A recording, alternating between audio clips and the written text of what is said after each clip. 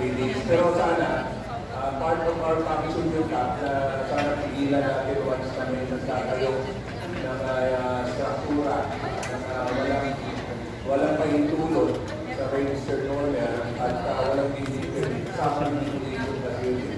So, sana hindi na mahulit na ulit yung tubakan, magkaroon ulit ng mga legal structure. Kasi, pinount namin almost 250 ang structures na nagtatayo doon.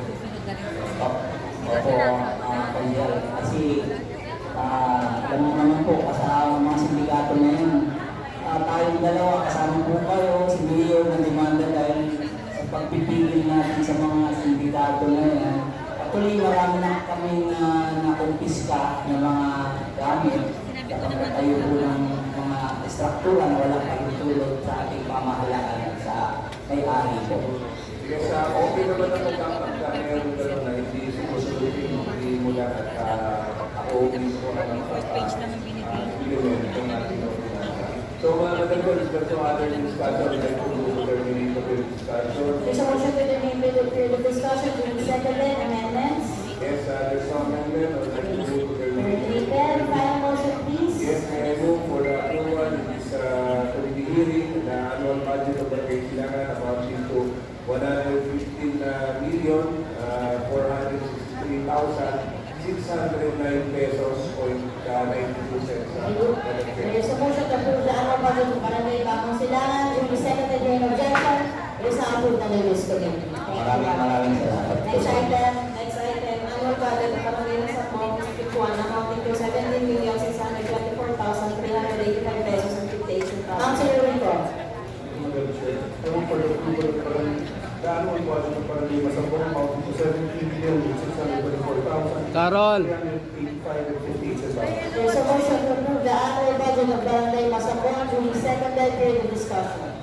Madam Chair, with us now is the Barangay Captain of Barangay Masambong, Kapitan Rocky Alpa. Kapitan Rocky Alpa is recognized.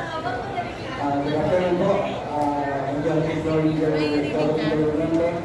Asa na po ng City Councilor. Monitor kayo. Sa City, kasama ka lang hapon po sa inyo lahat. Kasama ko po sa aking tanong ang aking napakasipag na kagawad. Kagawad Joe ko at ang aking barangay treasurer, Treasurer Eleanor Reyes. Nais ko lang magditi po ang aming dapat estimated budget in 2024 is amounting 17,385.3 centavos. April. Konsihal. Nandito po si Mang Bendy Medina, Konsihala Ali Italia, lalo na si Konsihal Rami Ludovica po, kasama si Councilor Michael Del Monte, Councilor David Musita at Councilor Goldie Iba po. Okay, Councilor Ludovica.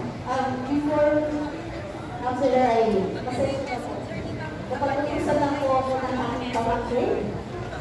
Pinabanggit lang po niya, tinawarin ko na ako ang kanya daw po pag-endorse bago po bago sila mula po kay Councilor Michael Monte po.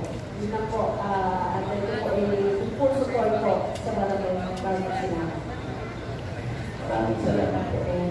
Councilor Ludovica. Yes, Kap, concern ko lang yung meron kasi tayong ordinansa na minamandatori natin kayong mga na i-monitor yung mga pagpapagawa ng mga struktura na mga walang pahintulot sa mga registered owner saka sa building permit natin.